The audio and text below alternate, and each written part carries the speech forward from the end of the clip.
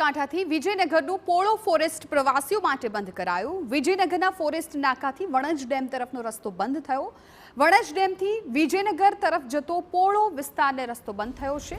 પ્રવાસીઓને આ રસ્તા પરથી આવવા જવા પર પ્રતિબંધ મુકાયો છે। જિલ્લા કલેક્ટર દ્વારા બહાર પાડવામાં આવ્યું છે જાહેરનામું। 3 થી 18 સપ્ટેમ્બર સુધી 15 દિવસ સુધી અમલમાં રહેશે આ જાહેરનામું। હુકમનો ભંગ કરનાર સામે કરવામાં આવશે કાર્યવાહી। પ્રવાસીઓને આ રસ્તા પરથી આવવા જવા પર હાલ તો પ્રતિબંધ છે। 3 થી 18 સપ્ટેમ્બર સુધી આ રસ્તો છે બંધ રહેવાનો છે।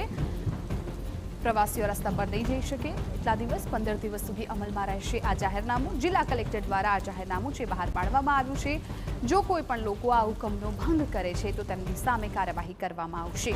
વિજયનગરનું પોળો ફોરેસ્ટ પ્રવાસીઓ માટે બંધ રહેશે।